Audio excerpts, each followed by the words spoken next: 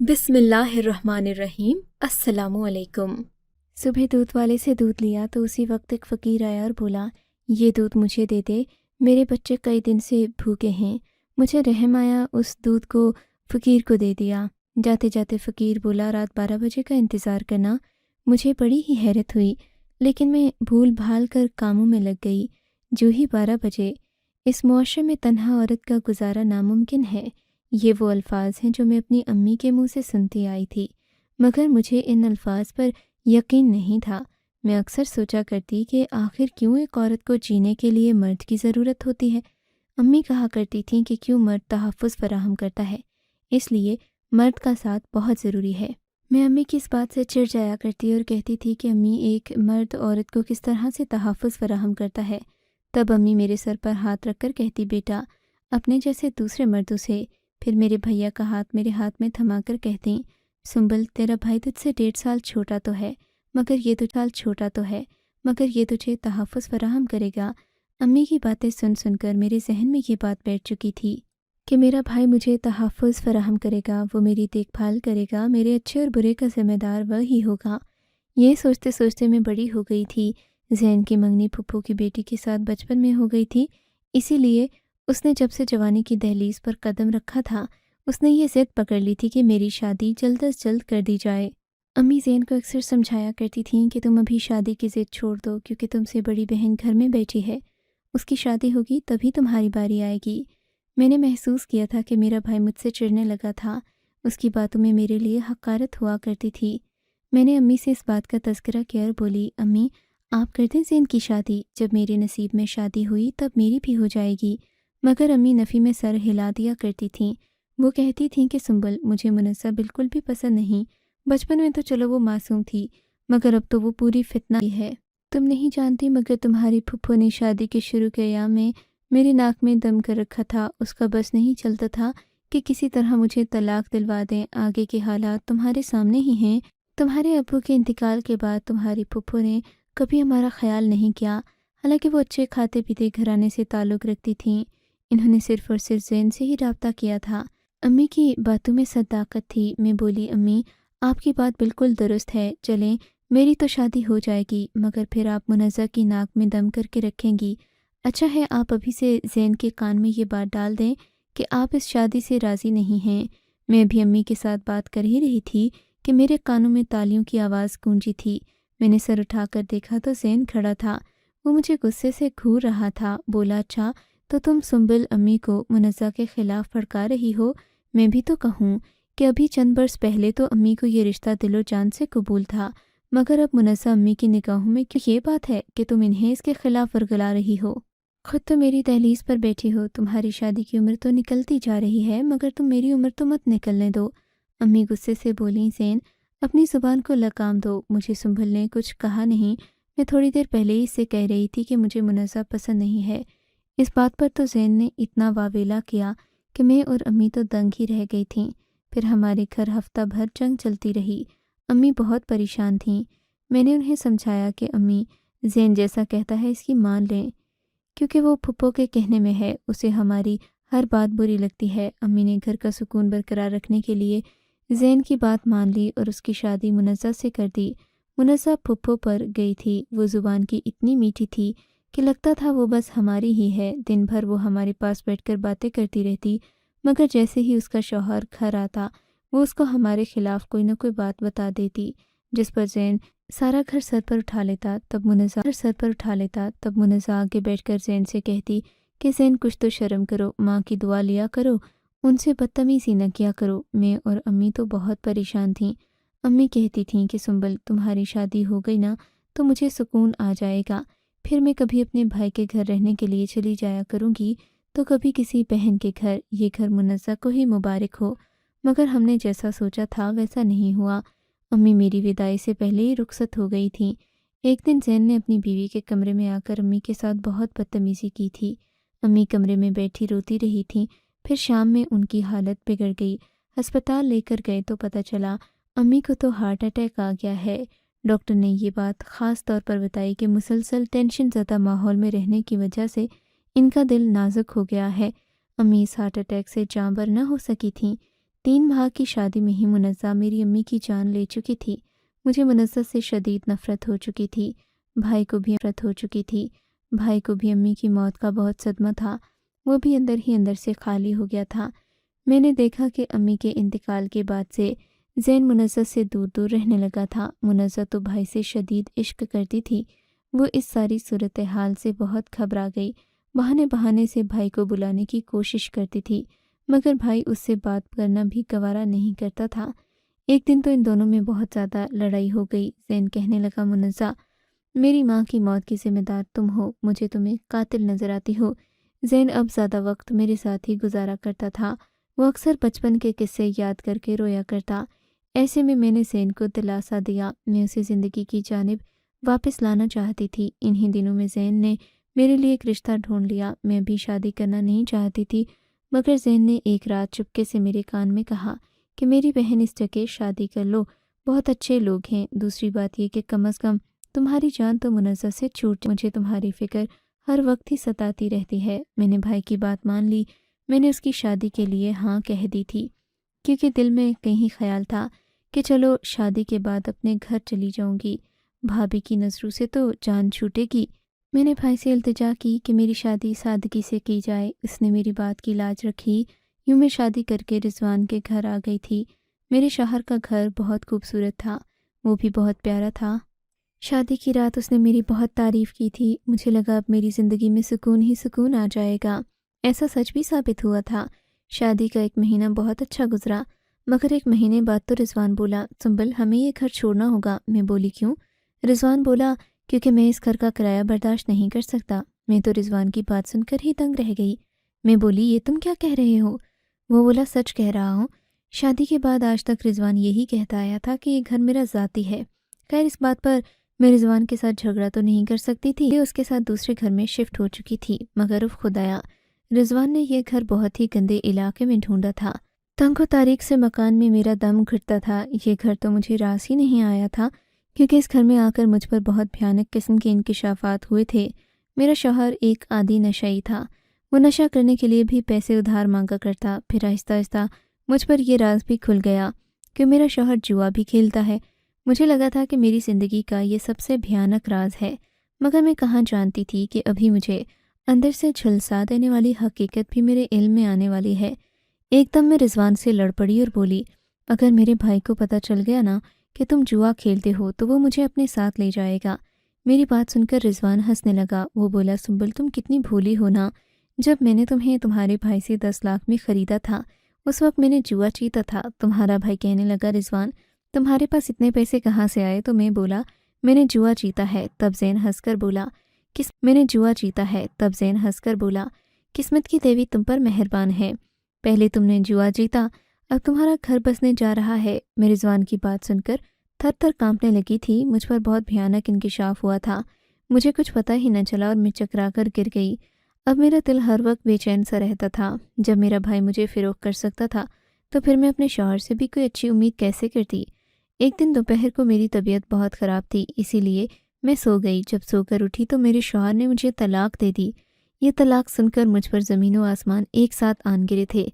رضوان بولا، میں تمہیں طلاق دے کر یہ گھر چھوڑ کر جا رہا ہوں، تمہیں یہاں سے جانے کی ضرورت نہیں ہے۔ مجھ پر بہت بڑا صدمہ ٹوٹ پڑا، مگر ابھی تک میرا دماغ کام کر رہا تھا۔ میں نے سوچا رضوان جیسا گھٹیا انسان تو میرے لیے یہ گھر چھوڑ کر نہیں جا سکتا۔ مجھے کسی منصوبے کی بو آ رہی تھی، اسی لیے میں رضوان کی ایک ایک سرگرمی پر نظر رکھے ہوئے تھی۔ رضوان کو آج بار بار فون کالز آ رہی تھیں۔ اسے جب کال آئی تو میں بھی اس کے پیچھے ہی گئی۔ اس کے الفاظ سن کر تو میرے سر پر چھت آن گری تھی۔ میں بولا، میں نے اپنی بیوی کو طلاق دے دی ہے، تم کسی بھی وقت پیسے لے آؤ اور اسے لے جاؤ۔ یعنی بھائی کے بعد اب میں اپنے دوسرے محافظ یعنی شوہر کے ہاتھوں فروخت ہونے جا رہی تھی۔ میں یہ سب ہونے نہیں دے سکتی تھی۔ اس لیے زین جیسے ہی گھر سے باہر نکلا، میں نے بھی شاپر میں چند جوڑے ڈالے اور تھوڑی سی نقدی اٹھائی۔ یہ گھر چھوڑ کر بھاگ آئی تھی۔ میں رکشے میں بیٹھ کر بس اسٹیشن پر پہنچی تھی۔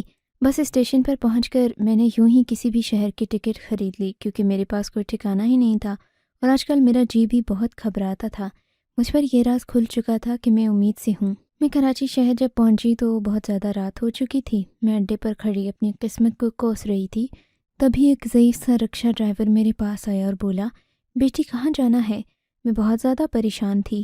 میں نے دل ہی دل میں اللہ کو مخاطب کیا۔ میں بولی، اللہ جی، میں نے آپ کے سہارے پر ہی یہ سفر اختیار کیا تھا، یہ سفر اختیار کیا تھا، یہ سفر تو میرے لیے بابرکت بنا دے۔ میرا تیرے سوا اس دنیا میں کوئی بھی نہیں ہے، مجھے اپنوں نے بھی دھوکہ دیا اور پرایوں نے بھی۔ تب اس رکشے والے نے مجھے دوبارہ مخاطب کیا۔ وہ بولا، بیٹی کہاں جانا ہے؟ تب میں نے آواز کو مضبوط بنا کر کہا، انکل آپ مجھے اس علاقے میں لے چلیں جہاں بہت کم قیمت میں کرائے پر مکان ملتا ہو۔ اس نے سر ہلا دیا اور مجھے دور دراز علاقے میں لے گیا۔ وہ بولا، بیٹی تم جانتی ہو اللہ کسی کو بھی بے سہارا نہیں چھوڑتا۔ میں اس کی بات سن کر حیران ہوئی، جیسے اللہ نے اس آدمی کے منہ سے یہ الفاظ خاص کر مجھے دلاسا دینے کے لیے نکلوائے ہوں۔ وہ بولتا جا رہا تھا، کہنے لگا، ابھی کل کی بات ہے، ایک بوڑھی سی عورت نے مجھے کہا تھا کہ وہ اپنا مکان کرائے پر چڑھانا چاہتی ہے کیونکہ اسے پیسوں کی بہت ضرورت ہے۔ وہ اپنا مکان بہت کم کرائے پر دے گی کیونکہ کوئی اس کے مکان میں ٹھہرنا پسند نہیں کرتا۔ میں ڈرائیور کی بات سن کر حیران رہ گئی۔ میں بولی، کیوں کوئی ٹھہرنا پسند نہیں کرتا؟ وہ بولی، سے 20 سال پہلے اس گھر میں کرایہ دار کا قتل ہوا تھا، لوگوں کے ذہنوں میں یہ بات بیٹھی ہوئی ہے، ان کا خیال ہے کہ یہ گھر ہی منحوس ہے، اسی لیے کوئی بھی اس مکان میں ٹھہرنا پسند نہیں کرتا۔ وہ بولا، بیٹی تم تو اس قسم کی باتوں سے ڈرتی نہیں ہو نا؟ میں نے نفی میں سر ہلا دیا۔ میں نے سوچا اس کرایہ دار کی پوری ہو چکی ہوگی، اس لیے مر گیا ہوگا، اس میں مکان کا کیا قصور ہے؟ پھر بھی یہ بھی تو نہ تھا کہ مجھے یہ مکان بہت کم قیمت میں مل رہا تھا، میں نے تو گھر کرائے پر لیا تھا۔ مگر آگے کی باتیں سوچ کر پریشان ہوتی جا رہی تھی۔ گھر کا کرایہ کہاں سے دوں گی، کھاؤں گی پیوں گی کہاں سے؟ یہ باتیں سوچ کر میں بہت زیادہ پریشان ہو چکی تھی۔ مگر تبھی میرے کانوں میں رکشے والے انکل کے الفاظ گونجے کہ اللہ کسی کو بھی بے سہارا نہیں چھوڑتا۔ یہ الفاظ سنتے ہی میرا دل تسلی سے بھر گیا۔ صبح ہوئی تو مجھے بھوک ستانے لگی۔ میں امید سے تھی، اسی لیے مجھے بھوک بھی زیادہ ہی لگتی تھی۔ میں پریشان ہو چکی تھی۔ تبھی میرے دروازے پر دستک۔ میں نے دروازہ کھولا تو سامنے ایک عورت کھڑی تھی، اس کے ہاتھ میں ٹرے تھی۔ وہ بولی، بیٹی کل رات تم میری نئی کرایہ دار بنی ہو، اسی لیے ناشتہ لے آئی ہوں۔ میں بہت زیادہ خوش ہو گئی۔ باتوں ہی باتوں میں اس عورت نے مجھے بتایا کہ اس کی بیٹی کی شادی ہونے والی ہے، ڈھیر کپڑے سلنے والے پڑے ہیں، مگر درزی تو پیسے ہی بہت مانگتے ہیں۔ تب میں بولی، آنٹی سلائی کڑھائی کا کام تو میں بھی جانتی ہوں، آپ ایک سوٹ مجھ سے سلوا کر دیکھ لیں، آپ کو پسند آتا ہے تو میں آپ کے کپڑے مناسب ریٹ پر سی دوں گی۔ مکان مالک بہت زیادہ خوش ہو گئی، خوش تو میں بھی بہت تھی۔ پھر میں نے انہیں ایک سوٹ سی کر دیا تو وہ میری سلائی کی مداح ہو گئیں۔ پھر پورے محلے کی عورتیں مجھ سے کپڑے سلوانے لگیں۔ وہ میرے حق میں بہت بہتر ہوا کیونکہ اب میرا خرچہ پورا ہونے لگا تھا۔ یوں ہی وقت گزرتا گیا، میری ڈیلیوری کے دن قریب آ گئے تھے۔ اب مجھ سے کپڑے نہیں سیے جاتے تھے۔ میں نے جو جمع پونجی اپنے لیے کیا، بچے کے لیے رکھی تھی، وہ اب میں استعمال کر رہی تھی۔ رہی صحیح کسر آپریشن نے پوری کر دی، کیونکہ میرا آپریشن تو سرکاری ہسپتال میں ہی ہوا تھا، اتنا خرچ بھی نہیں آیا تھا۔ مگر مسئلہ یہ تھا کہ اب 6 ماہ کے لیے میں کپڑے سلائی نہیں کر سکتی تھی۔ مگر مجھے اس بات کا ملال تو تھا، جب اپنے چاند سے بیٹے کو دیکھتی البتہ تو سارا غم دھل جاتا۔ میں اپنے بیٹے کو دیکھ کر اکثر سوچتی کہ شکر ہے اس کی کوئی بہن نہیں ہے، کیا پتہ وقت آنے پر پیسوں کی خاطر یہ اسے فروخت کر دیتا جیسے میرے بھائی نے مجھے فروخت کر دیا تھا۔ پھر میرا شوہر کون سا کسی سے پیچھے رہا تھا، اپنی سی کوشش اس نے بھی کی تھی۔ دن گزرتے گئے، پیسے ختم ہو گئے۔ اب میں بہت زیادہ پریشان رہنے لگی کہ میرا کیا ہوگا۔ اب مجھے ادھار پر گزارا کرنا پڑ رہا تھا۔ دودھ والے کو بھی پیسے دینے میں بہت تاخیر ہو گئی تھی، مگر وہ اچھا تھا، وہ جانتا تھا کہ میرے گھر بچے کی پیدائش ہوئی ہے، اسی وجہ سے میں اس کے پیسے نہیں دے پا رہی۔ ایک دن میں گوالے سے دودھ لے کر اپنے گھر میں داخل ہونے لگی تو ایک فقیر کی آواز میری سماعتوں سے ٹکرائی۔ وہ رو رو کر فریاد کر رہا تھا، کہنے لگا، اے بی بی، اللہ کے نام پر یہ دودھ مجھے دے دو، میرے بچے کئی دن سے بھوکے ہیں، وہ بھوک کی وجہ سے بلک رہے ہیں، مجھ سے ان کی بھوک برداشت نہیں ہوتی، اسی لیے مانگنے نکل پڑا ہوں۔ اس فقیر نے مجھے اللہ کا واسطہ دیا تھا، میں یہ واسطہ کیسے رد کر سکتی تھی بھلا؟ اللہ نے زندگی کے ہر مقام پر میری مدد کی تھی، پھر اگر کوئی مجھ سے اس مقام پر اس کے نام کی مدد مانگتا تو میں کیسے انکار کر سکتی تھی؟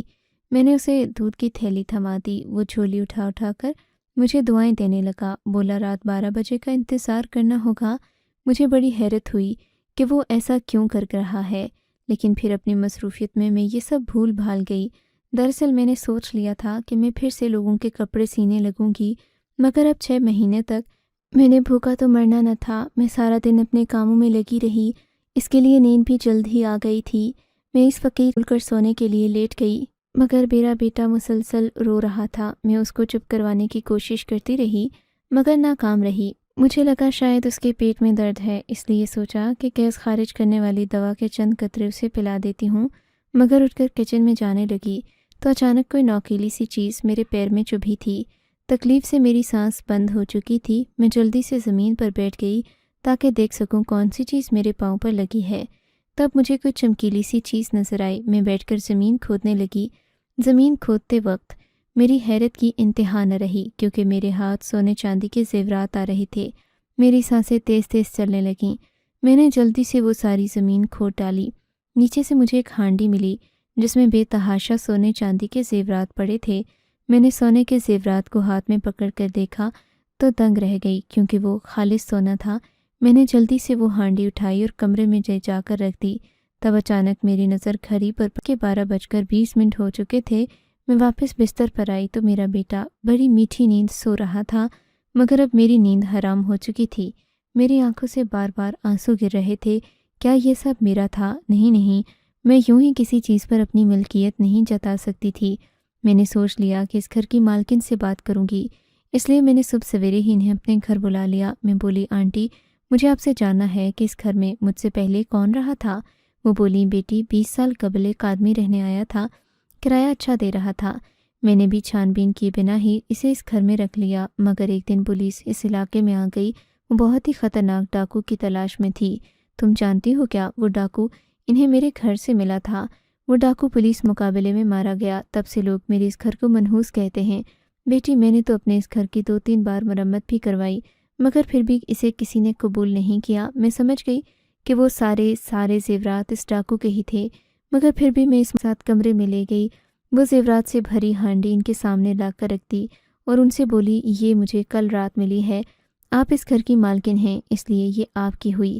وہ عورت ہنس دی اور بولی، اگر اس کی مالکن میں ہوتی تو یہ مجھے نہیں ملتے۔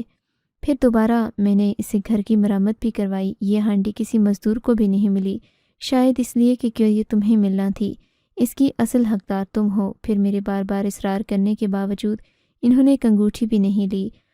ان دنوں میرے پاس بہت زیورات آ گئے تھے۔ میں نے انہیں بیچ کر ایک پوش علاقے میں ذاتی مکان لے لیا۔ اب میرا گزارا بہترین ہو رہا ہے۔ میں اپنے بچے کی تعلیم بھی جاری کیے ہوئے ہوں، ایک سائیڈ بزنس بھی شروع کر رکھا ہے۔ لوگوں نے مجھے بہت محروم کرنا چاہا، اللہ نے مجھے نواز دیا۔ ایک دن میرے گھر کے دروازے پر دستک ہوئی۔ میں نے دوربین سے دیکھا تو میرے قدموں تلے سے زمین نکل گئی، کیونکہ میرا بھائی میرے دروازے پر کھڑا بھیک مانگ رہا تھا۔ میں نے دروازہ نہیں کھولا۔ مجھے اپنے بھائی کو اس حال پر بہت خوف آیا تھا۔ بعد میں پتہ کرایا تو علم ہوا کہ میرے بھائی کے گھر ایک بچی پیدا ہوئی جس کے دل میں سوراخ تھا۔ اس کے علاج کے لیے بھائی نے سب کچھ بیچ دیا، مگر وہ ٹھیک نہیں ہو رہی تھی۔ اب نوبت بھیک مانگنے پر آئی۔ ایک شب میں نے کپڑے میں 10 لاکھ روپے ڈال کر ان کے گھر میں پھینک آئی۔ اب میں اکثر ان کی مدد کر دیا کرتی ہوں، صرف انہی کی نہیں بلکہ آس پاس کے بہت سے لوگوں کی مدد کر دیا کرتی ہوں، یہ سوچ کر کہ شاید اللہ نے مجھے اسی لیے نوازا ہو کہ میں ان کی مدد کر سکوں۔ میں نے اپنی زندگی میں اچھائی کا صلہ ملتے دیکھا ہے، برائی کا انجام بھی اپنی آنکھوں سے دیکھا ہے۔ ہمیشہ لوگوں کے ساتھ اچھا سلوک کریں، کیونکہ مکافات عمل بہت بڑی حقیقت ہے جسے جھٹلایا نہیں جا سکتا۔ آپ کو اگر یہ کہانی اچھی لگی ہے تو اس ویڈیو کو لائک کیجیے اور اس طرح کی مزید کہانیاں سننے کے لیے ہمارے چینل کو ضرور سبسکرائب کیجیے۔ کہانی سننے کا شکریہ۔ آپ سے ملاقات ہوگی اگلی ویڈیو میں، تب تک کے لیے اللہ حافظ۔